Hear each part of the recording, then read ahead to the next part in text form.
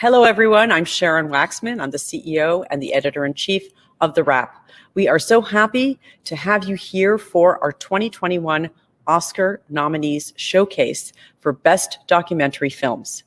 We are going to be showing you a sizzle of the 5 films that are nominated for the Academy Award, and then we are going to go into a conversation with directors who are joining us from all over the world.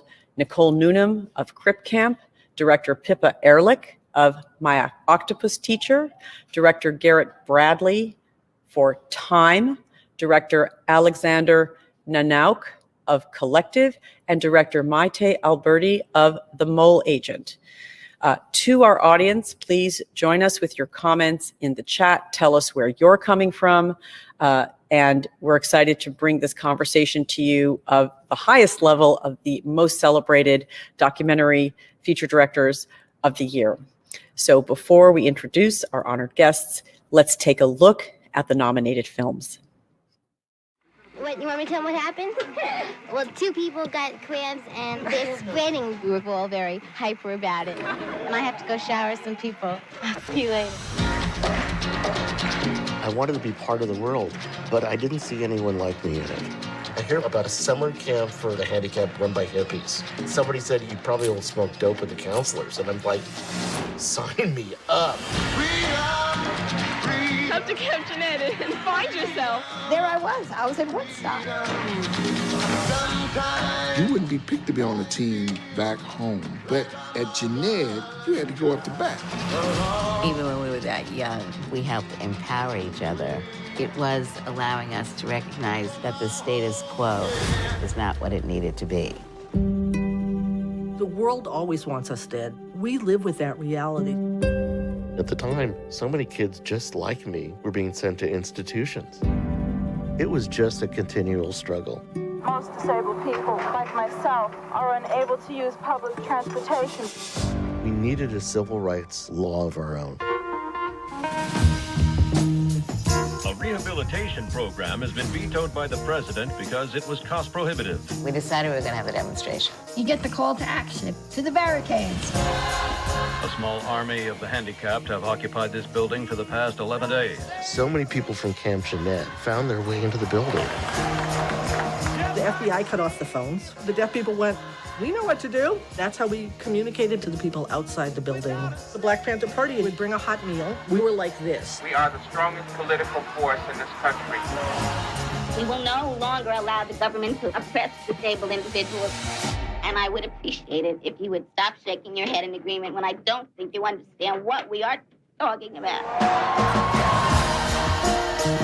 What we saw at that camp was that our lives could be better.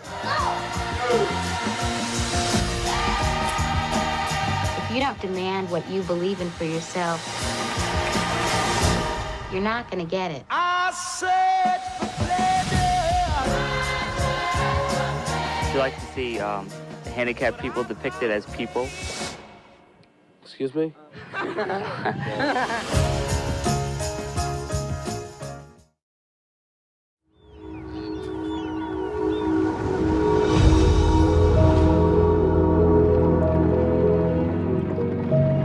I remember the day when it all started, seeing this really strange thing.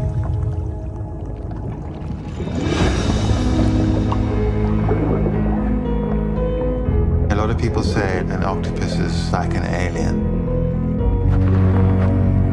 But the strange thing is, as you get closer to them, you realize that we're very similar in a lot of ways.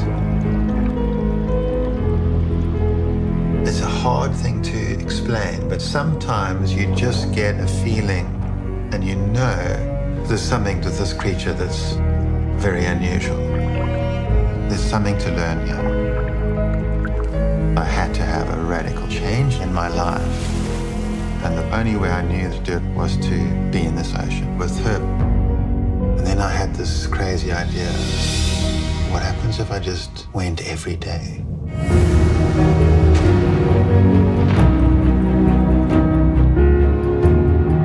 But we realize that there's a line that can't be crossed.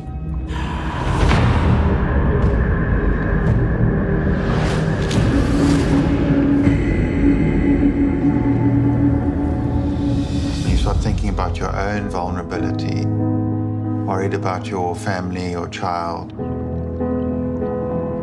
I hadn't been a person that was overly sentimental towards animals before. I realized I was changing. My relationship with people, with humans, was changing.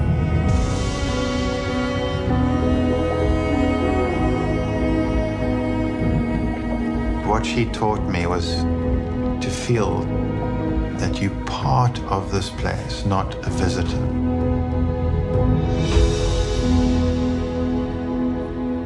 That's a huge difference.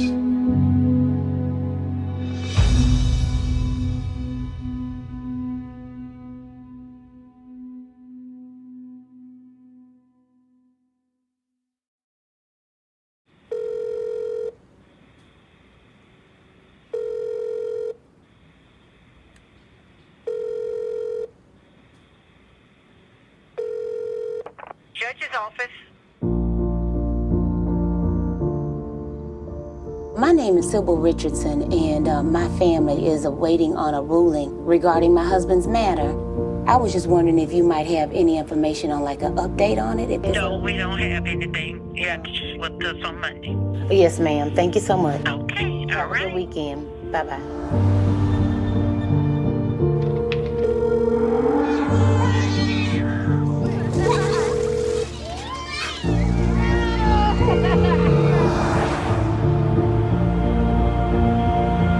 This is Sybil Richardson again.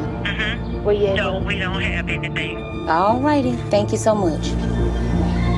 My twins will be 18 next month. They have absolutely no idea what it means to have a father in their house, what fathers even do.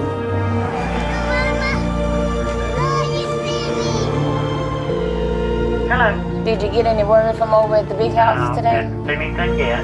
Nothing yet? No. Okay. You got a chance to call today? I have not. No? Okay. Man, these people have no respect for other human beings' lives.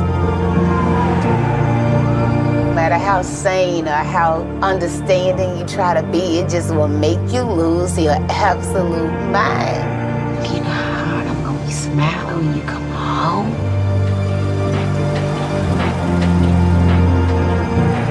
Success is the best revenge. Success is the best revenge. You're gonna show them that they can't treat human life this way. Success is the best revenge. Just hang in there, because when you get them home, they gonna pay, they gonna pay, they gonna pay. I knew that if it was gonna be, it was gonna be totally up to me.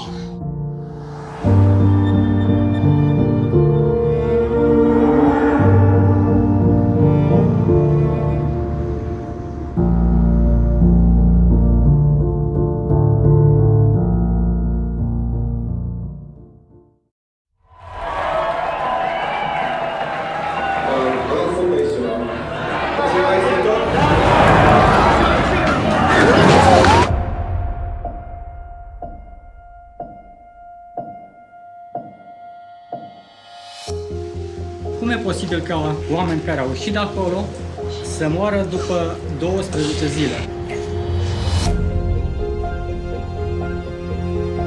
Deci, practic, ei au ascuns lucrurile astea, da? Dacă nu spunem lucrurilor pe nume, suntem complici.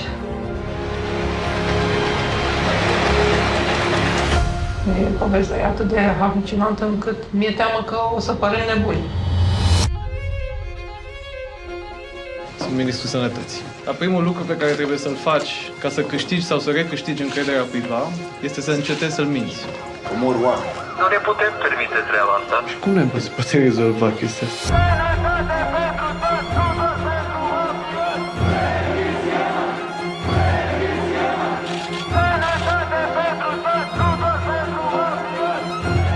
Și noi am avut o încredere oarbă în autorități. Iar ce vedem aici, de când am venit, e... Dar tot ce-i sub este putreț.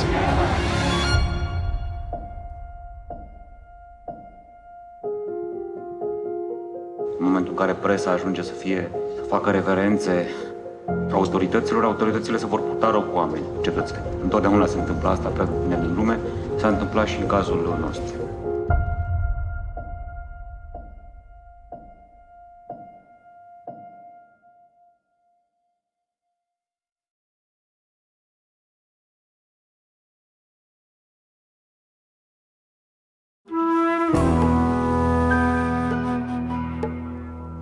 Contra el mercurio y veo un aviso que decía, se necesitan personas de 80, 90 años. Estoy loco, ¿qué diablo? Porque no me convencía de 80, 90 años. Tú, a contar de hoy día, vas a ser un agente topo, un espía. A mí me está contratando una hija. Cree que a su madre adentro la están maltratando, que le están robando. Entonces tú vas a ser mis ojos. Yeah. Todo me sirve. Los baños están asquerosos, que la enfermera, cachuchazos, 10 cobazos, qué sé yo. Todo me lo informa. Informe de hoy, miércoles 29.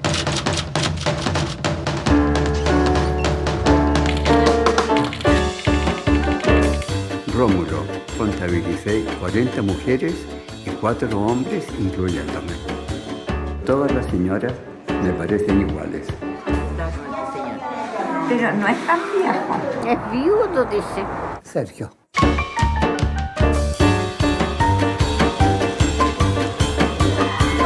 Pero enamorada de él. A las 18 horas estuve vigilando para que le dieran el remedio y no se lo dieron. Ahí no. No. ¿Y acá?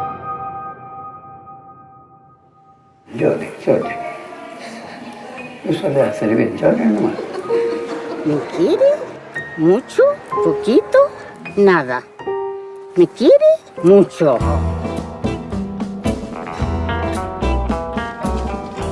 Está lista la encomienda. Mándame un mensaje de voz por WhatsApp.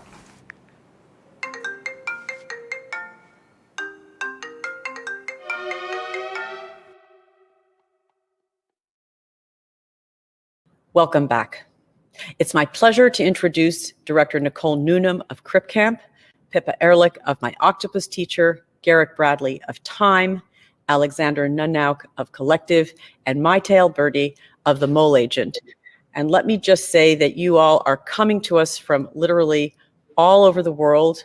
We've got one of you in Point Reyes, California, Cape Town, South Africa, Santiago, Chile, Bucharest, Romania, and of course, Los Angeles. So this is truly an amazing feat to be able to talk to all of you.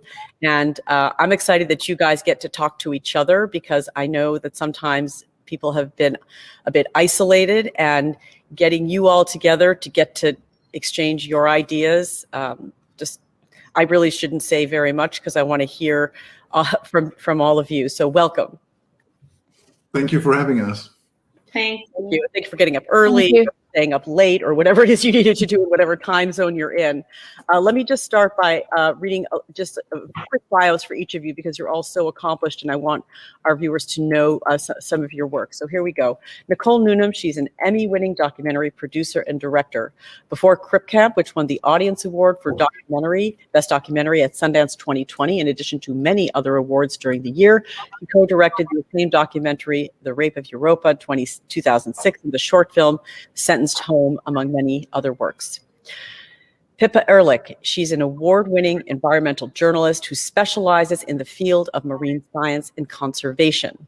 Before My Octopus Teacher, Pippa has worked with some of the world's top marine researchers and underwater photographers, and she's the editor of the acclaimed photography book Sea Change, Primal Joy and the Art of Underwater Tracking. Welcome. Garrett Bradley has won many prizes, including the Sundance 2020 Best Director Award documentary for the film shown today, Climb. She also won the Sundance 2017 Jury Prize for the short film Alone, which went on to be shortlisted at the 2018 Academy Awards, and I will add, was in the TheWrap's Shortlist Film Festival that year as well. Garrett's work can be seen across many spaces, including her second unit directing work on Ava DuVernay's When They See Us. Welcome. Alexander Nanau is a German-Romanian filmmaker best known for his documentary, The World According to Ion B, although I'd say now you're best known for this documentary, but okay, after it was awarded an Emmy in 2010, and his documentary, Toto and His Sisters, that was a 2015 European Academy Award nominee. Alexander also served as director of photography for the French-German documentary Nothing Would. This film, Collective, has been nominated for this year's Academy Awards in both the international category and the documentary category, which is quite remarkable. Welcome. And finally, but not least, Maite Alberdi, who comes to us from Santiago, Chile, has written and directed 3 documentary feature films, The Grown-Ups, Tea Time, and The Lifeguard, and 3 documentary short films. In 2011, Maite premiered at the IDFA her first and noted feature film, The Lifeguard. And on the side, she is apparently a documentary teacher. Okay, I'm out of breath from all of that greatness, but here we are. Let's just start by mentioning that, first of all, I have to say this, there are 4 women directors nominated. Alexander, I'm sorry that you're the odd man out, but for once, we're really... Finally, everything is equal. When in the world we want to live in, the best work rises, and that means work by women and by people of color, and everyone gets a shot. And this year, it must be exciting to you, because it's exciting to me to see all of your faces and this kind of work celebrated with 4 women directors, which is usually not the case. Your films are very different. Many of them deal with issues of social justice, or natural justice, the justice in the natural world. And I would say, particularly in Maite's film, just the questions of human connection. They're all very different, very moving in their own way. I would like to hear from each of you about sort of how these films came to be. Let's start with Garrett. This film about time is so very moving. I refer to the fact that there was a short that preceded it. You have some incredible footage of the life of a woman who is waiting for her husband to come out of prison in the most personal and intimate and absolutely moving way. Tell us about where the film began and how you managed to convince this person to let you come in so close to her life. Yeah. Well, first of all, Sharon, thank you. And it's actually so great to see you all. We only briefly get to interact with each other, so thanks for facilitating this. Yes. I made a short film with the New York Times OpDocs, and I don't know how many people are watching this, but I always say I didn't know anybody at the New York Times. Anybody can go to the website, newyorktimes.com/OpDocs. I submitted an idea. They responded to me 3 months later, and I was able to make this short 13-minute film called Alone, which was looking at incarceration from a woman's point of view, and trying to figure out how to make decisions in her life. And because of the stigma around being in an incarcerated family, there were very few people for her to go to get advice. And so I had really thought of that film as being a facilitation of conversations that were intergenerational between her and other women that were in incarcerated families. And I met Fox Rich in the process of making that film. She's briefly in Alone and makes a very vivid connection between slavery and the prison industrial complex. And the reason for wanting to make Time, and the way in which, it was a sort of natural evolution. I've never gone out in the world and said, I want to make a film about this. It is something that's always been in proximity to me in my everyday life. And I felt very strongly that there was a real absence in the understanding and images of the effects of the facts, the effects of incarceration, and really being able to speak to it from a human perspective, and from a way in which contextualizes love, and intimacy. And Time it's a love story that spans over 2 decades. And it was a natural thing that happened out of the making of a short film. But how did you get her to give you all of this access? Well, it wasn't even, and two things. One is that I never refer to people as subjects, and I never think about experience or shared experience as access. We are agreeing to make a film together, And the things the spaces that she moves through and the things that she experiences, I am there with my camera to bear witness to. So I think number one, that as sort of a general principle helps to create a level of transparency and clarity in my relationships with people that I'm making films with. And I think understanding what is the intention, why does she want to make this? Why does the family want to make this film? And why do I want to make the film? And does that intention overlap? And they were very clear with me that their story is the story of 2.3 million American families in our country. That's a majority experience, and that their story can offer hope. And so knowing that we were on the same page about what we wanted to say and how we wanted to say it certainly offered, a level of trust. But the tapes, which I think, Sharon, you're referring to in terms of her personal archive, I wasn't aware of her archive until we were done filming. And I had said to Fox in that evening, I'll be back in a few months. I'll show you a cut of this 13-minute film. I thought I was making another short. And she handed me a small bag of what ended up being about 100 hours of her own home personal archive. Oh my God. Wow. But so the structure of the film needed to change, right? The length needed to change, but the intention was not going to change. And I think that's where trust comes in, and trust doesn't go away once you're in post. Well, I can't even imagine what that feeling was when you opened that bag and you understood what you had in your hands. I mean, that must have been.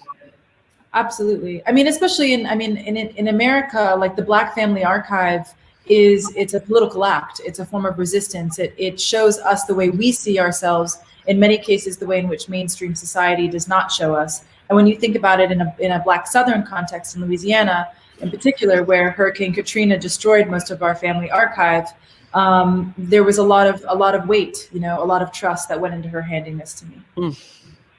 Wow. Well, trust is a good segue to talk to you, Alexander, about your film collective, which is how to describe it.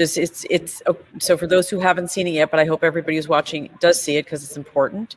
It's about corruption in Romania. By the way, that's a country where I was once a reporter during the revolution in 1989. I'm dating myself, but there was so much devastation in the country among the Eastern Bloc, so much more devastation than some other countries, that to see how that has played out over the decades since the end of the Ceausescu regime and the move into democracy, it is absolutely heartbreaking. So this is a story of families who demanded answers when their children or young adults were killed in a fire, in a nightclub or in a rock venue, I suppose, and then many more died after the fire itself, and that should never have happened. How did you get involved in wanting to report this out, and what's been the impact in Romania, I should also ask? Yeah, thank you, Sharon, for having us. I think I was, this fire became a national tragedy because everybody felt that it could have been him or her or his kids in this venue because it was a popular venue. People were going to concerts and so forth. And what happened was that demonstrations erupted around the country where a young generation in an unprecedented number basically took to streets to protest against their parents' generation politicians, corrupt, incompetent, populistic politicians. And I felt that it is a turning point because I left Romania when I was 10, right after the revolution.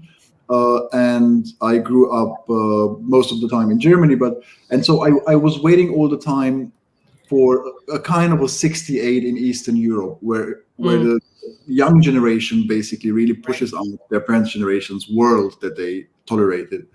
And I felt that is a turning point, and it might be that point.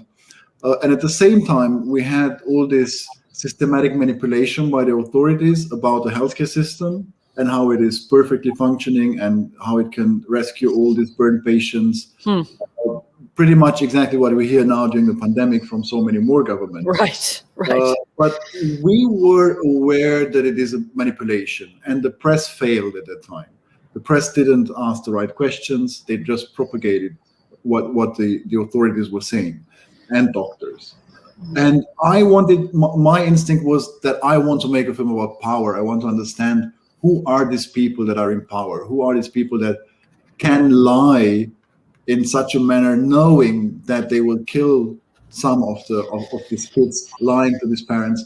But obviously, I had no access to such a power. They were not transparent, and there was one team of journalists that started to investigate that power, right, and to investigate all the lies about the healthcare system, and to investigate why these kids kept dying in hospitals. And that's where we realized, because I wanted to do an observation documentary from the very beginning, where we realized, okay, so if I don't have access to power to do an observational documentary, then it might be the right way to just shadow the work of investigative journalists that fight with that power and fight for the truth. And that's how we approached basically the journalists, and the whole. So that was one thing that sort of it was in the back of my mind the whole film. Is it a sports journalist site? It's a sports news site. Yeah, it's the Sports Gazette basically, which is the main sports newspaper. But they do also investigations, and that's the smart thing about it, because when you do when you report on sports, you have a very wide readership. I see. Okay, makes sense. So okay, it's really a threat to politicians when they open this paper and they read investigations about them, because the readers know that the investigations in a sports paper will be not polarized. It won't be taking sides, let's say. I see. And so this journalist had a lot of experience in investigating, but they investigated the sports world, and with it, for sure, politicians that got involved into the sports world. I see. Okay. Politicians had to go to jail after the investigation, so they were known. And the interesting thing is that whistleblowers chose to go to them and trust them, whistleblowers from inside the healthcare system, and not the traditional media. That's how they came about to start investigating the healthcare system. So before you tell me what the impact of the film has been, I do want to ask, just functionally, how you got some of this video that's so shocking. I still have nightmares about some of the images that I have seen in your films, even though I immediately follow them up with images from Pippa's films, so that makes me feel better because they're so beautiful. But there's really shocking images of people lying in hospital beds, crawling with infection maggots. I can't get that out of my head. How did you get access to that? Clearly, there were a lot of whistleblowers who really wanted to get this story out. Yeah, I think that two kind of footages in our film that are, let's say, impactful in a very direct way, and that is the footage of the fire, which has a story. Yeah. There was a team of camera persons who were filming the concert. The one leading them was somebody I knew, that I helped him with a film of his, because he was also a documentary filmmaker, and I heard that he was in the club, that he was hurt very badly, I didn't know if he died or not, but it was clear that he won't make it. And I think after we started the project, I met him by accident in the office of another friend, and he was out of coma and telling his story. And so I sat down, listened to him for an hour, and then I said, Mihai, listen, I started to make a film about this. Don't you want to join the band? Are you capable? I mean, do you feel up to it to come on board of the team? And so he became a very close collaborator and also started to do the sound for the film. And the footage we see in the film is basically the footage from one of the cameras, a Blackmagic pocket camera that was wide angle in front of the stage. And the girlfriend of the cameraman pulled it out by its tripod, and the cameraman didn't survive. And the other footage you're mentioning with the patient, it's just the footage that the whistleblower brought in. So we would really, as the whole film is really observational, we just filmed why the journalists were, for the first time, reviewing what the whistleblower had sent them. Yeah. Okay, and go ahead. The impact, I mean, for sure, it's a long story, but I think that the most important impact in Romania, at least, was that it was seen by a very wide audience of a very young generation, between 16 and 30, most of them. And another in theaters? Feel like it was in theaters? In theaters, yeah. We had 2 weeks in theaters and had record numbers for a documentary in theaters. And I think the most important thing is that what the journalists have told us, that once the film was out, the number of whistleblowers that came in on a daily basis exploded. So if they had about 10 vetted leads from whistleblowers per day before we launched the film, once we launched it, that went up to 80 to 120 per day. Wow. Oh my goodness. Wow. Okay. Well, we know that change takes time, and the journey that a lot of these issues that get dealt with in the documentaries, they don't change overnight, but I find that over time they really do. Right. Nicole, the question of sort of hidden footage that rediscovered is a big part of your film CRIP Camp, which has this beautiful, beautiful footage from this Camp Jened, where disabled young people really just got to be free in a way that is very moving and inspiring. What's the genesis of CRIP Camp? And then I'm sure you're going to tell us how you found that footage, because we got to hear. Yeah, the genesis really came out of my friendship with my co-director, Jim Lebrecht. He is a kind of legendary documentary sound designer and mixer in the Bay Area, and he's been my sound mixer on my 3 previous feature documentaries. And over time, Jim and my and through my friendship with him, he really opened my eyes to a different way of understanding disability. I started to see disability as a community and as a culture. And one day he took me out to lunch and pitched me some story ideas around disability. They were sort of issues like, looking at siblings of people who were disabled. And just offhandedly, he said, but what I've really always wanted to see is a story about my summer camp. And I said, why? And he started to tell me about this place. And even just in the telling of it, I kind of felt like Alice going, through the looking glass. Like I started to see things differently. I started to see, I think our history, our American history differently, because I had never really understood that young disabled people were fully a part of this sort of like, revolutionary counterculture movement of the 60s and 70s. And the idea of people kind of coming into their own and finding their voice and understanding their shared experience of oppression at a summer camp sounded so incredible. And then when he mentioned that he thought there was this connection with the exodus of people who left New York after having this profound experience of liberation and moved out to California and became involved with this epic sit-in, which I had vaguely heard about in my hometown of the Bay Area. I was really excited to explore that connection, but we didn't know. I mean, it was very obvious to us from the very beginning that the way to tell the story was from, Jim's personal point of view as kind of a Virgil character bringing you into the story, and then to just really immerse you in the camp. And we didn't have anything more than these amazing black and white pictures. Yeah.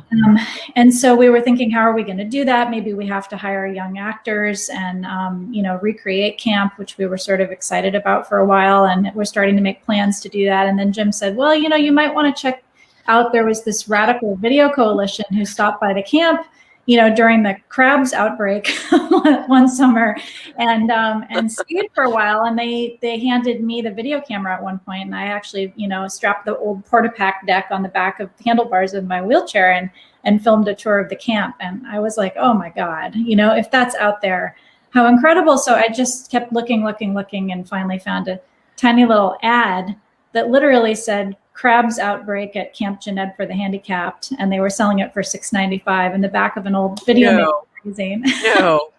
Which led me to this beautiful man, Howard Gutstadt, who with his partner Ben Levine had shot all this footage, and they still had it.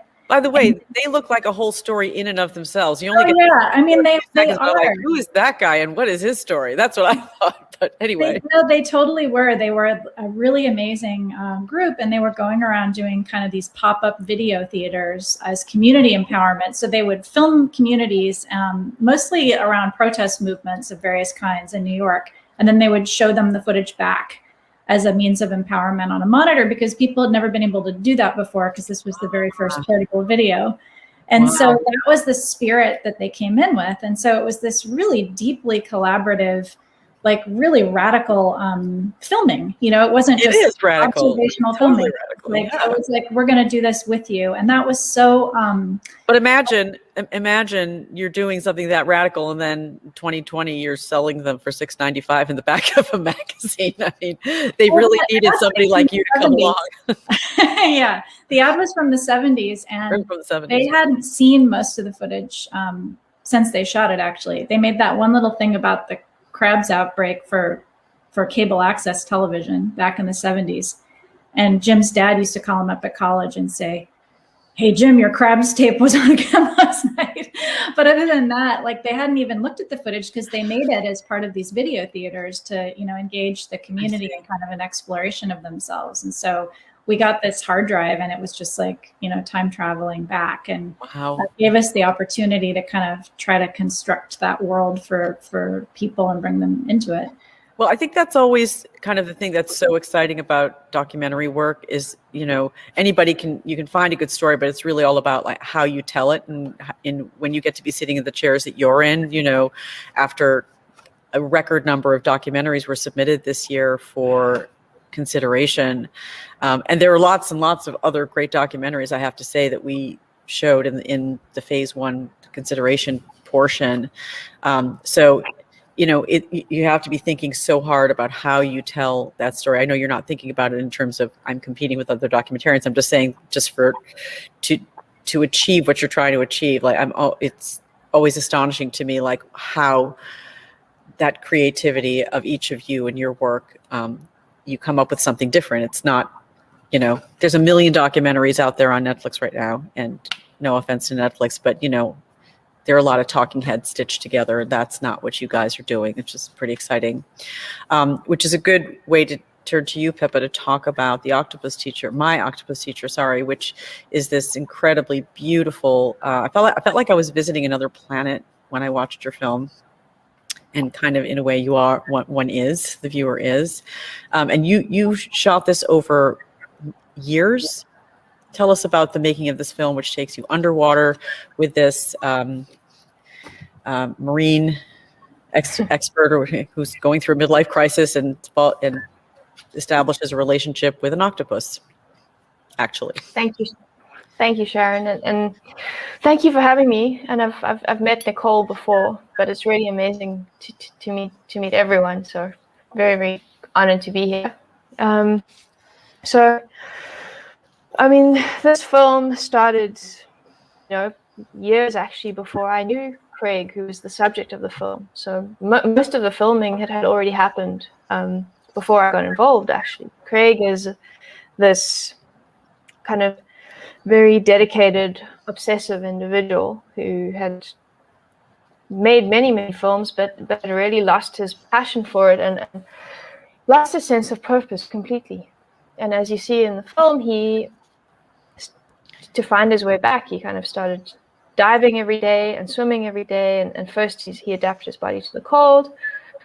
And then he picked up a camera again for the first time in a long time. And Craig needs to have a camera with him everywhere he goes. Anywhere he goes, you'll see a little red tag sticking out of his pocket. And you know that his camera's there. So he started off taking stills and just photographing what he could in the kelp forest. And then one day he found this incredible little octopus that just captivated him. And he covered every aspect of his life that he could. You know, he was completely focused on that. Can I ask just a functional question? So he's alone down there shooting this footage. In the beginning, he was alone. Once or twice he took his son with him, and he took his wife with him. but most of the time he was going in by himself, spending an hour or so with her and going home and just gathering everything that he could. And sometime into that process, he started seeing things that he couldn't believe. And he called his friend Roger Horrocks, who's a really, really talented underwater cinematographer who lives in Cape Town as well. And when Roger wasn't off around the world filming for Blue Planet and shows like that, he would go and film with Craig. And that was when, you start going from kind of shaky, handheld, breath hold diving footage shot on a camera that Craig could carry down to the sea with him every day to some pretty incredible Red Dragon stuff that Roger got.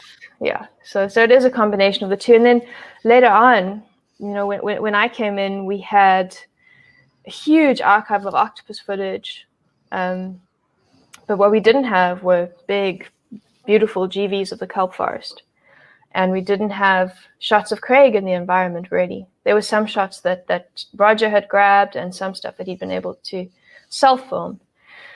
But all the shots that you see of the drone shots of Craig on the surface and the shots of him diving down and kind of looking at things underwater, all of that we had to shoot, as well as all the topside stuff. And of course, the interview, which was done by my co-director, James Reed. Right. I wonder if you could have made this film 10 or 20 years ago. Did we have cameras that could take us where he goes and where you go? I think you could have. I think it would have been difficult, and there would have been much bigger cameras and much shakier, grainier footage because it's dark underwater, so you need good sensors. But I think you could have. I think the amazing thing about octopuses is they've been around for millions and millions of years. So that part of the story would have been similar. You just would have needed that kind of out there individual who had the desire to find out as much as Craig did. And then you have a truly a natural arc to the story of your film, which when you're doing documentaries, you also can't predict unless you're going back and doing something that's, in history, like say Nicole was. But did you know when you started the film where it was going to end? Did you already have that ending? Yeah. I don't want to ruin the ending, but we're not ruining the ending. The octopus eventually dies. I hope I'm not ruining this for anybody, but no, Craig had shown me the rushes right in the beginning when we were talking about starting the film, and I remember when I saw those shots of the octopus at the end of her life for the very first time, I kind of cried watching them, and I was surprised by that. But we knew that we had 48 years of human life and a full year of octopus life, and we had to fit it all together in a 90-minute film. Yeah. There are a couple of moments that made me cry as well. That wasn't the one for me. It was really when the octopus reaches out a tentacle and touches Craig's face. It was, it was so stunning. Like I couldn't actually believe what I was seeing, Yeah, there was a lot I couldn't believe what I was seeing when I first looked at the rushes. Yeah. Well, that's very exciting. Maite, your film is very different. Again, you're telling the story of a senior citizen's home, and you're sketching the kind of a character study of this.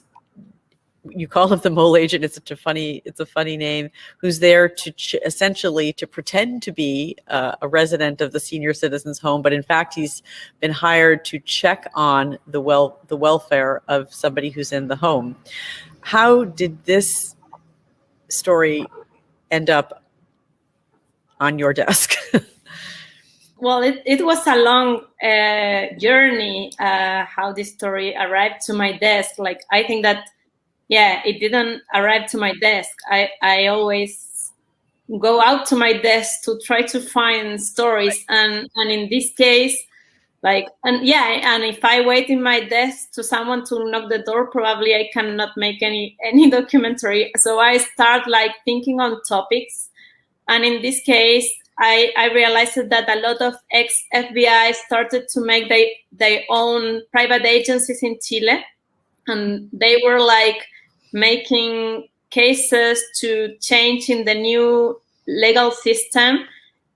So there was an increase of private detective agencies, and that was my starting point. And I researched in all the private detective agencies what kind of cases do they work on, and I interview almost all of them. And Romulo, the main character, was the only one that allows me to enter to his office to see in the field the kind of cases. And the cases that I was more committed with was the mole agent cases in general. At the beginning, I thought to make a TV series with each episode per mole, like parents that want to follow their kids, like crazy day-by-day cases that I feel that you don't need a private detective to resolve.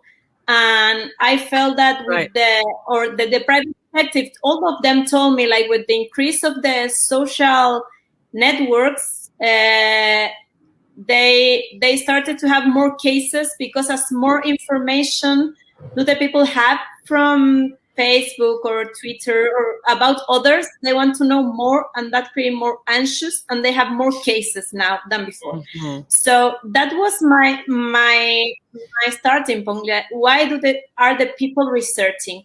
And when I see the case of the retirement home during the research period, that he usually worked with these kind of cases, and a lot of agencies also have these cases. It was like, why the people is researching this? Like, what is the sense of this? And that was the starting point, and also was a case that was completely committed with my previous topic about old age and loneliness. And Chile is the country that the highest rate of suicides, it's the people between 80 and 90 years old, because they feel alone and loneliness. And that was a topic that I was already committed. So it was for me the perfect match, like this case and my own obsessions.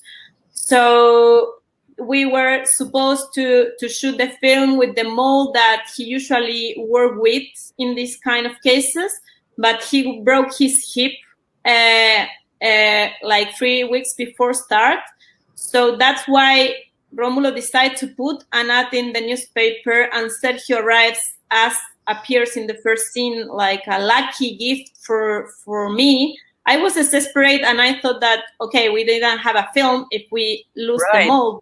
Right. He was the one that completely changed the focus of my original idea, that was more like the film noir, private detective documentary, like trying to reach other genres inside documentary, like to think that film noir is not only territory of fiction. But as Sergio was not really taking care of the case, and he was more committed with his experience, he changed the focus, and he changed the film, and that it's like the gift at the end for me and of the film, that it's like the private detective world, it's only a starting point to speak about the topic that he really researched. And I always say it like he was the worst spy in the world, but in the other hand, he made like a super good anthropological research, like he really understand how was the people living there, and not in the private detective world kind of good detective to send proofs by the phone to shoot the correct things. It was completely more deep. Yeah. And did you kept a distance from all of this? Like, it was just unfolding the story on its own, or were you kind of shaping the story? No, I cannot shape the story, because as Sergio was going to be there as a mole agent, and nobody can suspect about us. And as I know him from before inside the retirement home, if I gave any instruction to Sergio during the training, he was going to be used to receive my instruction inside, and I couldn't do that. So it was a super, like, I knew what kind of things Romulo were going to ask to him, because I knew his world, but everything was from Romulo. And inside the retirement home, for me, he was one of the characters that I was following, as all the ladies, and I entered before him and all the ladies adapt to us and adapt to the camera, and we learn first how to shoot on that place, how to shoot them. And when we were like super adapt, he entered as the new one. So he was one of all the characters that we were shooting and we were following. So I could not give like instructions to him. Well, it sounds like you still could do a series if you wanted to do a series, and maybe it's like me 6 years to do this. Like it's I can spend all my life making that series. Like if it's yes, by the time you're done with the series, you'll be in the retirement home. Yes. Right. Yeah. Well, probably I can make the film because now, like Sergio always say, like someday he's going to go to live to the retirement home. So probably I can make the film when he comes back to the retirement home. Part two. Yeah, part two. Exactly. Okay. I'd love to ask all of you. I'm presuming that all of these films were made not during the pandemic, that they all were made in time for 2020. Regardless, though, everybody has surprises and challenges along the way, especially in making documentaries. Like Maite's just talking about her main character disappearing 3 weeks before filming. Can you sort of, anyone jump on in, talk about surprises or, particular challenges that you had to figure out how to work around or work with on your films? I think one of the biggest challenges which was not related to COVID, but being able to see inside prisons. Angola, is a penitentiary that's in Louisiana. It was multiple plantations that were consolidated into a single plantation that was nicknamed after the people that were brought from the country of Angola to this land. It's 18,000 acres of property. Wow. The father of the Richardson's family, Robert, was there for over 2 decades. The film is very much about a family's pursuit in reuniting themselves and what daily resistance looked like for them and staying together in the context of love, right? And unity and not being defined by the system. But I will say that even the fanciest drone, the most expensive 6,000K whatever drone that we could get our hands on, still could only capture a fraction of that 18,000 acres of land. And I'm pointing this out just because when we think about the Vietnam War, when we think about how people for the first time being able to see images of war and that making them angry enough to want to be involved, to want to stop war from happening. When we think about Emmett Till's mother, who had the brilliance of understanding why the casket needed to stay open because it would hold systems accountable in a way that nothing else would. Images, being able to see things, is in itself a political act, right? And when we think about the prison industrial complex, when we think about it not only in an American context, but a global one, the only evidence sometimes of what's happening is in the family, is in those that are serving time on the outside. So I think the innate challenge for us was trying to show the actual scope of what incarceration is, doing in a way that, again, was deeply rooted in the joy and the celebration and the resistance of everyday families. I love that you use that word resistance. You're probably used to saying it a lot, but I didn't actually think about it until this conversation in relation to the story of this family. But it's exactly what it is. It's not just human need or love. It's all those things, but thinking of it as an active, daily act of resistance is a really great way to frame it. Anyone else have pleasure? Yes, Maite. I want to say that if I shooted the Mole Agent in 2020, probably I will shoot exactly the same film, because that people was already locked down, they was already isolated, and the owner of the retirement home told me all the time, our life didn't change. Like, I have to close the door because we have a strict lockdown of 7 months here last year, but my doors were already closed. Like, we didn't have visitors. My funeral was without family members. These people was really abandoned. So the lockdown made conscious to the people that was abroad or that was not inside about how much time passed without visiting the people that they love, and they start calling, but they were already like in a pandemic of the loneliness living there. And for distribution, I feel like from an independent film from Chile, it was super frustrating to don't have theatrical, but at the same time, I had a lot of opportunities that probably I will not have in another context.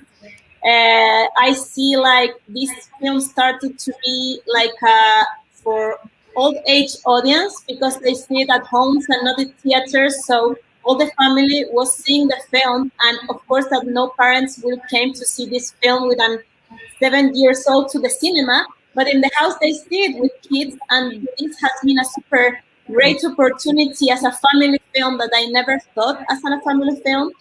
And I also think that in this nomination from an independent film from Chile, without a big streaming behind, without a studio, like the way to make campaign, it was more democratic this year without that kind of big kind of events that they will never pay. And I think it was more, democratic probably. That's good. Pippa, Nicole, Alexander, any of you guys want to jump in? You know, I think that for us, the biggest challenge in making a film was to actually be able to visualize these young people from Jened going forth and sort of creating this movement, taking part in this historic sit-in and changing the world, which was the point of the narrative, but the history had really been suppressed. And forgotten and overlooked. You like actively suppressed, or you think just like? No, I think just like put away. I mean, there's one of the lines that is powerful to me in the film is from this activist Corbett O'Toole, and she says, "Disabled people know that people want us dead." And I think, like incarcerated people and like old people who are in institutions, these are populations of people that we are not seeing. We're not seeing in the media. We're not seeing in our daily life. And so the history was really gone. A lot of the archives were literally just thrown away. But there'd be like, a big series, and they had every single other tape in the series, but they were missing the one that had the footage that we needed. So it was really like a multi-year effort to just scrap together shots. We would take a shot from an old DVD and a shot from an old 3/4-inch tape that we found in a file box. We would go in, and some disability rights organization would have given their whole archive over to a university, but nobody had ever opened the boxes and itemized what was in it. And it took us 2 years just to get the access to be able to, to see what was in the boxes, things like that. So wait a minute, it took you 2 years to get access?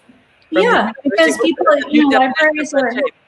Yeah, libraries are underfunded, and they were like, well, we never went through and itemized these things, and we don't have a budget for doing that, So it was just like pushing to try to just kind of like mosaic it back together, and then find our people within it. That's amazing. I hope people appreciate that, because like you don't know that as a viewer. You're just like, oh yes, this is an interesting snippet. Oh, here we are inside the HH whatever office where the sit-in was. I'm going to get it wrong. Yeah. Is it housing and health or welfare? Health, education, and welfare. Yeah. Close. Okay. Yeah. They're sitting in day after day after day. And here's a couple of congressmen. That moment where you have Joseph Califano's deputy sitting in the corner, listening to the testimony of these disabled protesters. That was amazing.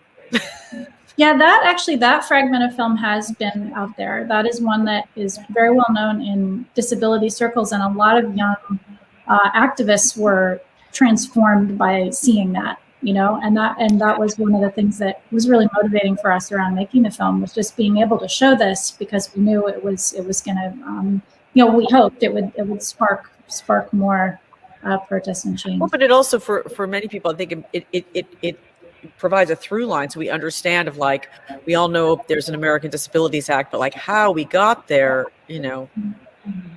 Yeah, we look at it as like almost charity, I think, typically. People look at it like, well, we did this nice thing for people and not this is something was so hard fought for. Yeah, and a right that just was a dead letter for so many years as well. Okay, Alexander or Pippa, either one of you, please jump on in. Pippa, do you want to go first? Or? No? You go first, Alexander. Yeah, I think that for us it was maybe, the effort to capture all the different storylines. And when we started to have access also to inside the Ministry of Health, I was shooting basically the same day in the two different trenches, being witness to what is happening in a newsroom that was investigating basically the ministry in which I was shooting.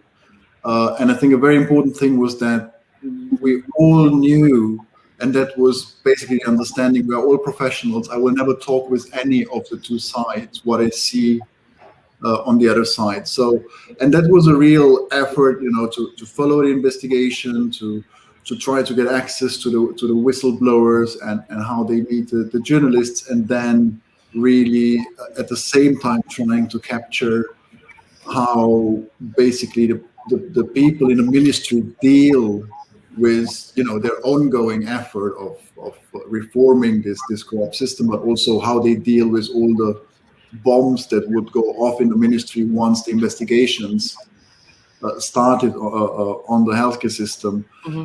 And that at the same time, knowing that we were surveilled, my phone was tapped by the Secret Service. So it meant that every night after an intense shooting day, which basically every shooting day was pretty intense, we had to copy our footage onto multiple sources, hide it, bring it out of the country.